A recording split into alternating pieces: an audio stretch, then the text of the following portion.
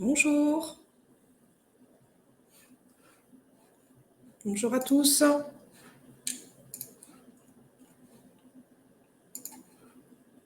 Bonjour Anouche.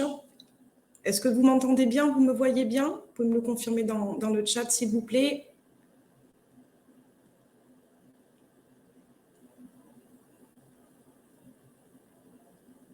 Parfait. Super. On va patienter quelques secondes, comme d'habitude, le temps que tout le monde se connecte avant de démarrer ce direct hebdo.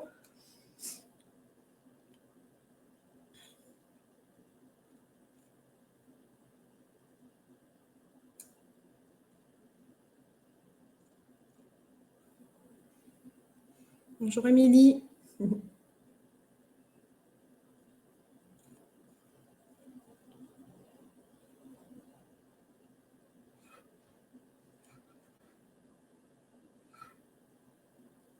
Bonjour Myriam.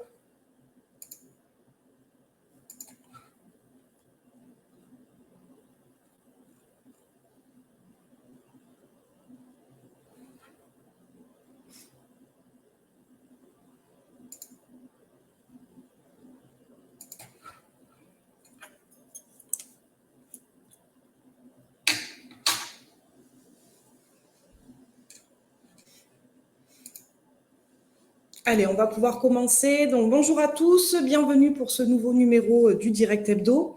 Donc, le sujet d'aujourd'hui est donc comment exploiter la période de déclaration de revenus. À quel moment vous, professionnels, vous allez pouvoir et devoir intervenir auprès de vos clients.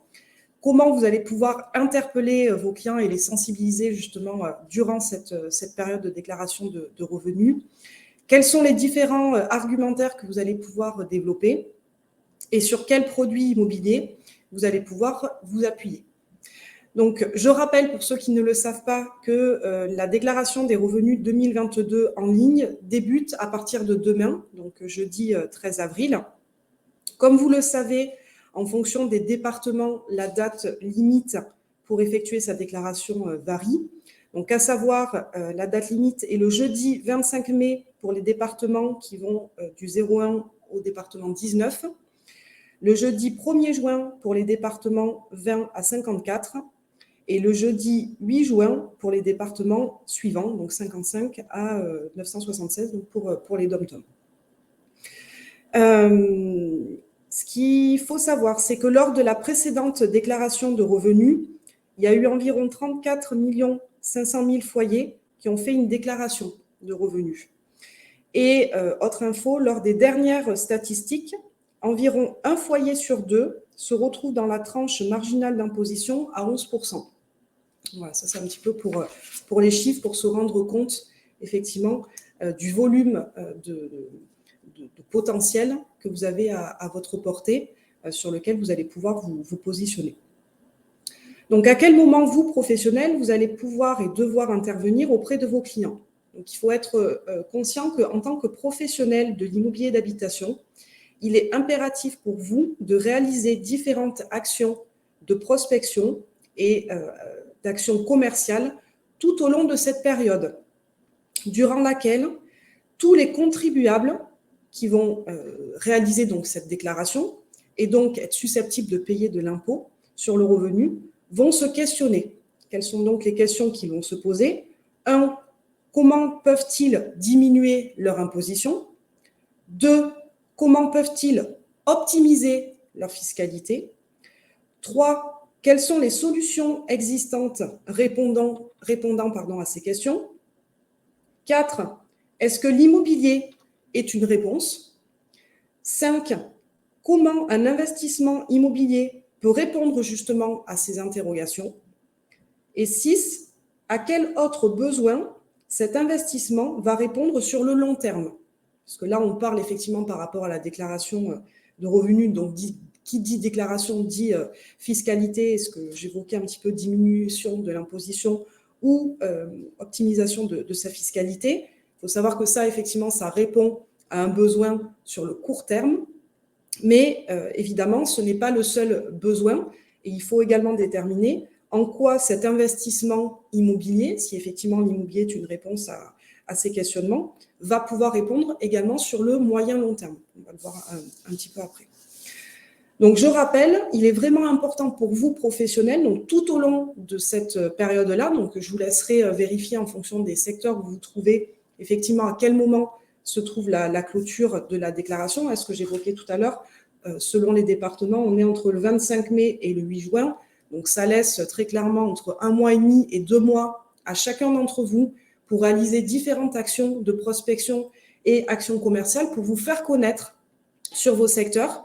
On va le voir auprès de qui et par quel moyen, pour justement profiter de cette période-là où tous les contribuables vont effectivement avoir la tête penchée sur ces questions-là, sur les questions de fiscalité, sur les questions d'imposition, de pouvoir être présents par différentes actions pour que, évidemment, si ils souhaitent avoir passé le cap, avoir plus de renseignements et évidemment une étude un peu plus approfondie, ils puissent vous contacter puisque vous serez fait connaître durant cette période-là. Alors, comment vous allez pouvoir justement interpeller vos clients ? Il est important de croiser différentes actions de prospection au travers de différents supports et en fonction des cibles que vous souhaitez atteindre.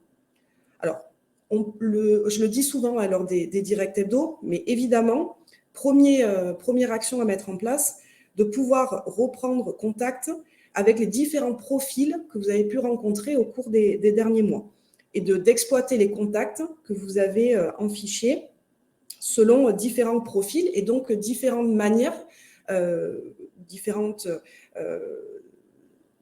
accroches pour justement pouvoir reprendre contact avec eux. Alors, vous avez les clients vendeurs, ceux qui vous ont confié un mandat de vente. Est-ce qu'au moment de la prise de mandat, vous les avez questionnés sur justement le fait qu'ils ont peut-être la sensation de payer trop d'impôts et sont-ils prêts justement à en discuter pour étudier des solutions justement qui pourraient répondre à ces questionnements-là. Souvent, le client vendeur, le propriétaire vendeur, vous êtes dans une dynamique où vous venez pour prendre le mandat et vous ne cherchez peut-être pas forcément à aller plus loin dans le questionnement. Donc ça peut être une première cible, donc les clients vendeurs, pour pouvoir reprendre contact avec eux en cette période de déclaration de revenus et voir effectivement si un accompagnement sur cette question-là, sur ce sujet, peut les intéresser. Vous avez bien évidemment les clients acquéreurs, ceux qui ont acheté un bien avec vous au cours des dernières années, maintenant qui sont installés pour la plupart dans leur résidence principale. Est-ce qu'ils ont la sensation de payer trop d'impôts et est-ce que vous pouvez peut-être les accompagner sur un nouveau projet sur lequel le questionnement de l'imposition et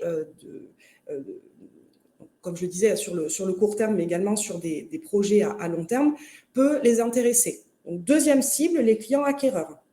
Vous avez également tous les prospects en recherche d'un investissement locatif qui sont venus à vous au cours des derniers mois. Peut-être qu'ils vous ont contacté dans un premier temps suite à un projet dans l'ancien, mais est-ce qu'ils ont connaissance des avantages d'une acquisition en immobilier neuf, justement dans le cadre d'un investissement locatif, grâce aux différents dispositifs en vigueur ? Par exemple, le Pinel, le Malraux, il y en a plusieurs.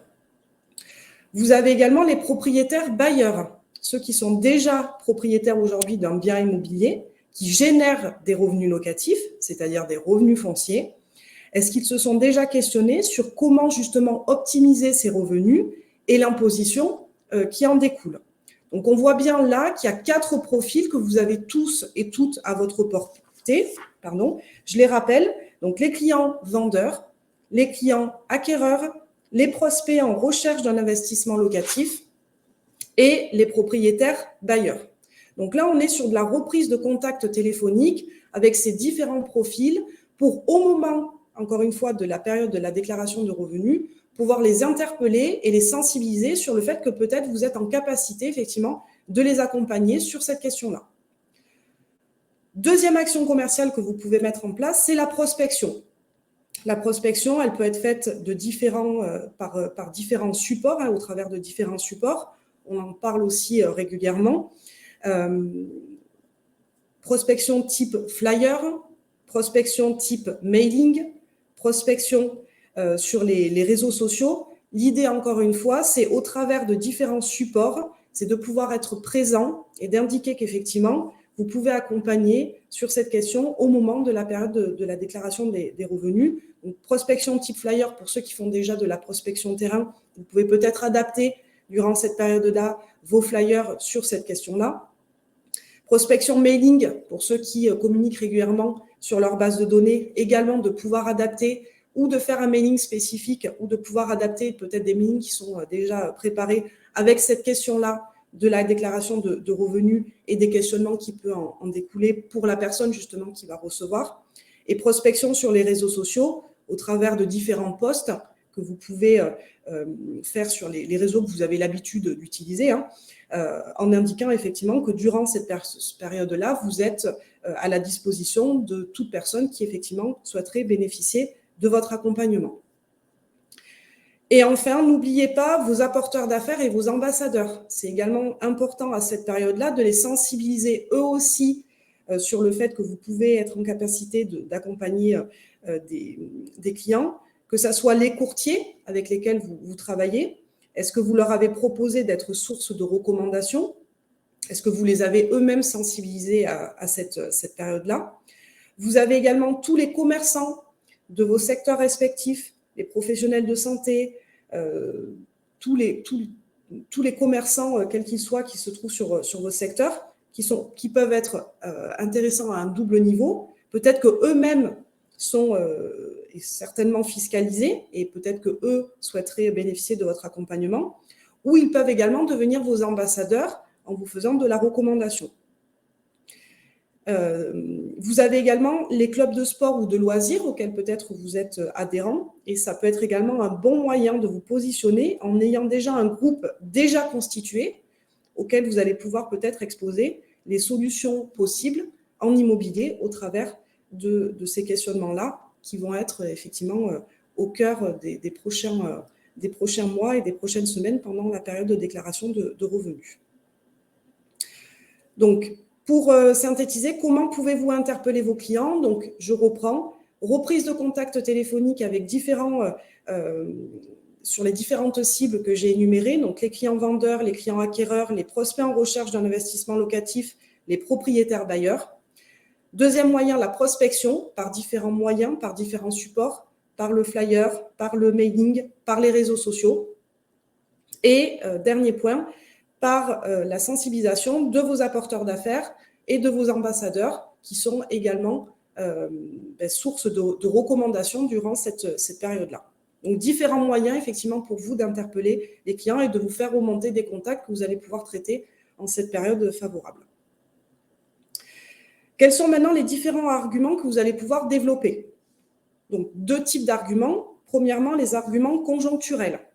Il faut savoir que, je l'ai dit lors d'un dernier direct hebdo, le parc locatif français est en manque de logements. On estime en moyenne, selon les sources, entre 370 000 et 500 000 le besoin de logements en France chaque année. Donc ça, c'est le premier argument. En France, on manque de logements sur le parc locatif.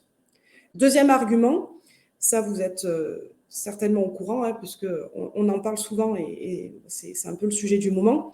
Le parc locatif va être impacté par les différentes interdictions de mise en location des logements dits passoires énergétiques.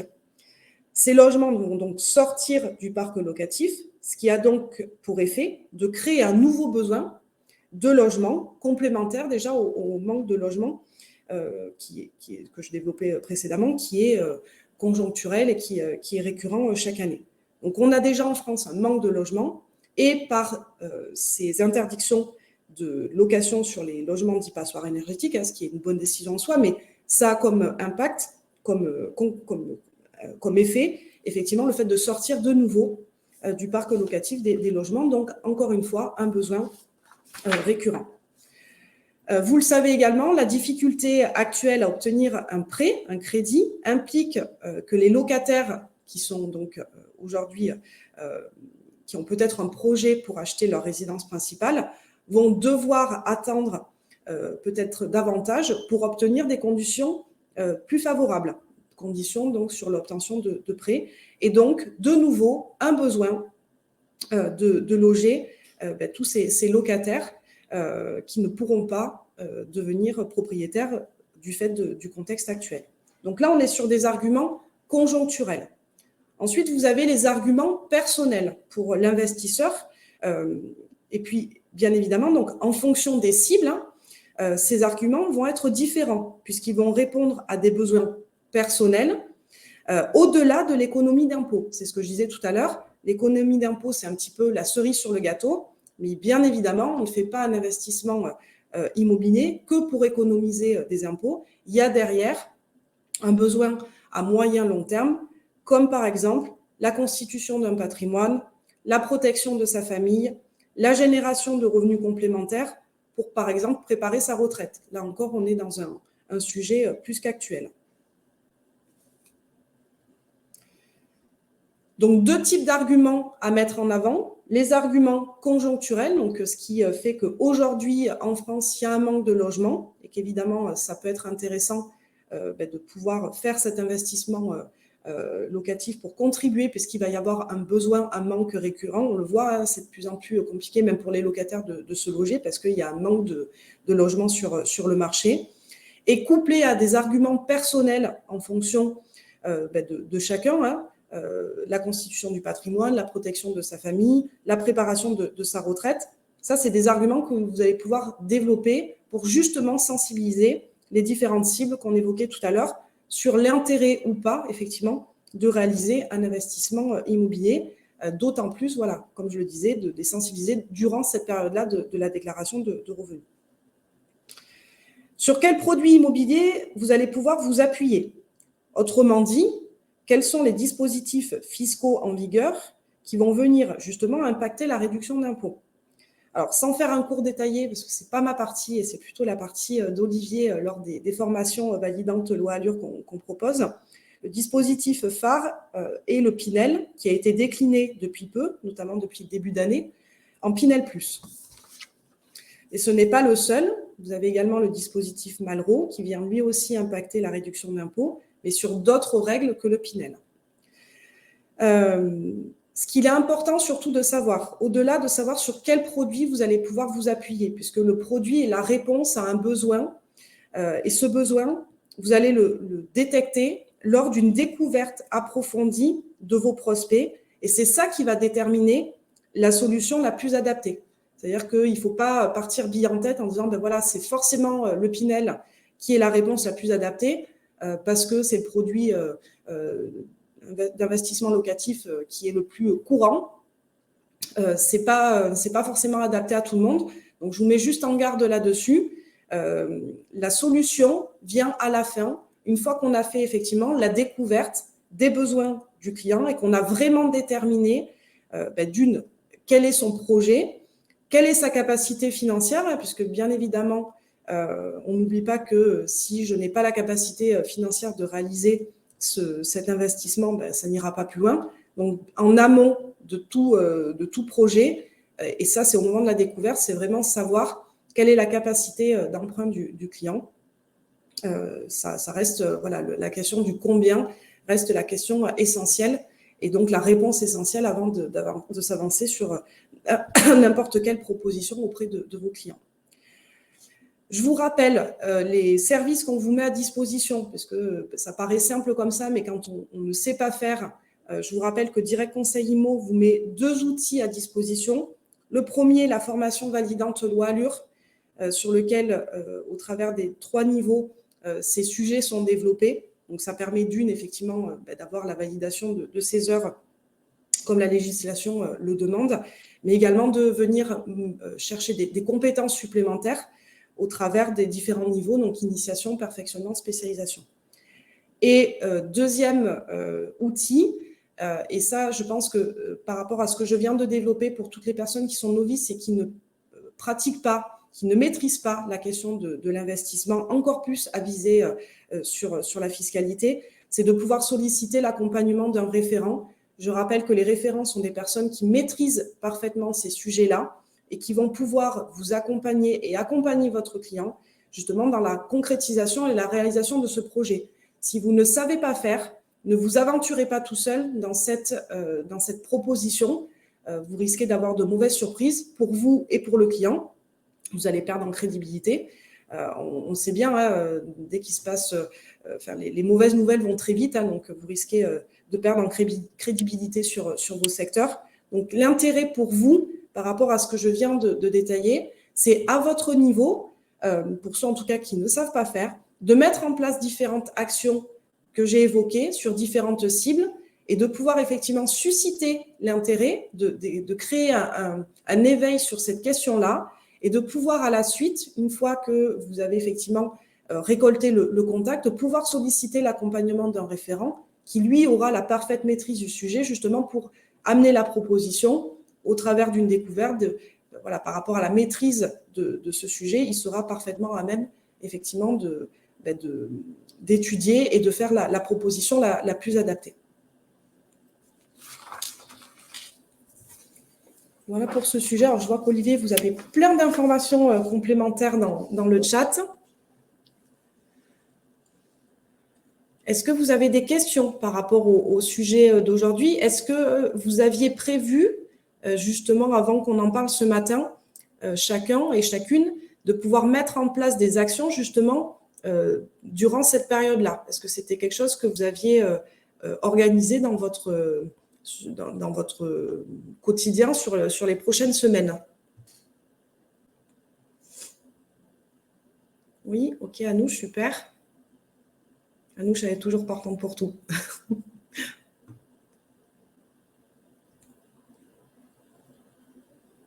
Est-ce que vous avez adapté justement, Anouche, vos supports pour cette période-là? Est-ce que vous avez prévu de les adapter? Oui. Monique, non. Alors oui, je pense qu'effectivement, voilà, il faut vraiment être convaincu que c'est la bonne période, puisqu'évidemment, comme je le disais, tous les contribuables vont devoir passer par cette étape-là au cours des prochaines semaines. Donc, c'est vraiment intéressant et important d'être présent à différents niveaux et, comme je disais, de vraiment croiser et de répéter les différents, les différents moyens de prospection et les différentes actions. Ne vous dites pas qu'effectivement, il faut le faire une fois et puis on verra bien. C'est vraiment la répétitivité des actions qui fait qu'effectivement, ça va vous remonter du contact. Voilà. D'autant plus dans cette période un peu compliquée liée à tout ce qui est sur les questions de la retraite, de l'inflation. Il y a pas mal de sujets en ce moment sur lesquels, effectivement, c'est intéressant, durant cette période de déclaration de revenus, d'être présent. Alors, Mariam me demande combien sont en dessus des 11%. Alors, je ne l'ai pas noté, parce que du coup, c'est en faisant mes recherches sur le sujet. Mais je pense que sur le site de l'INSEE ou sur le site du ministère de l'économie, vous pouvez trouver les différentes tranches et le nombre de foyers qui sont au-dessus de la tranche des 11%.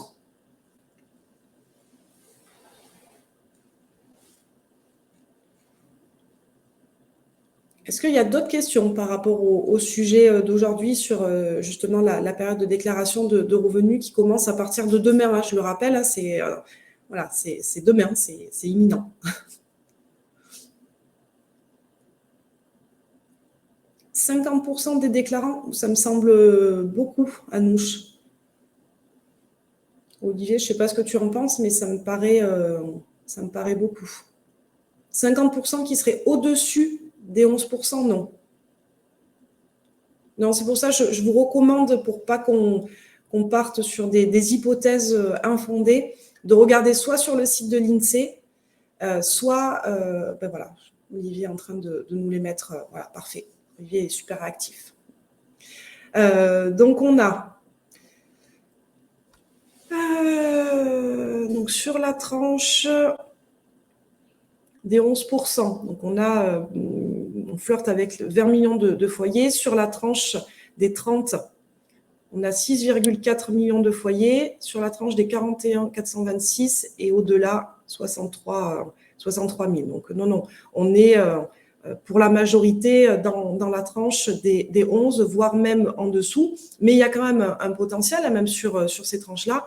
Voilà, il faut effectivement travailler sur des profils, comme je le disais, qui peuvent sur le court terme, avoir un besoin répondant à cette question de la fiscalité, mais élargir effectivement le besoin et l'intérêt de faire un investissement sur des projets à long terme, constitution de patrimoine, je le répète, protection de sa famille et préparation voilà, de la retraite. Voilà. C'est vraiment des sujets d'actualité d'autant plus présents pour tout un chacun. Voilà, moi, je donnais l'indication de la tranche TMI pour indiquer un peu le volume. Hein. Voilà. Donc après, encore une fois, en fonction de chacun, c'est adapté et c'est à étudier en fonction des capacités financières. Ce que je disais tout à l'heure, avant de vous aventurer dans n'importe quelle proposition de solution, évidemment, la question du combien reste primordiale. Il faut savoir si effectivement le client peut financer son projet ou pas, quelle que soit la tranche dans laquelle il se trouve d'ailleurs. Hein. Ça ne veut rien dire. Voilà, c'est une question primordiale. Si on n'a pas la réponse au combien, on ne va pas plus loin dans la proposition.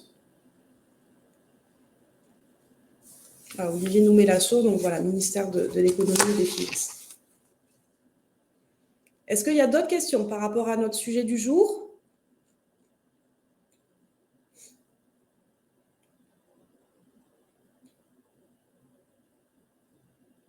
Voilà, Olivier nous indique donc qu'on a plus de 26 millions de foyers fiscaux qui payent aujourd'hui de l'impôt. Donc, il y a de quoi faire, il y a un boulevard à exploiter.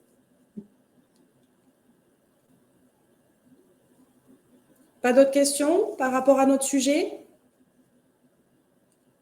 Voilà, Olivier indique également en complément que ce sont des profils que vous rencontrez tous les jours dans le cadre de votre activité professionnelle ou personnelle.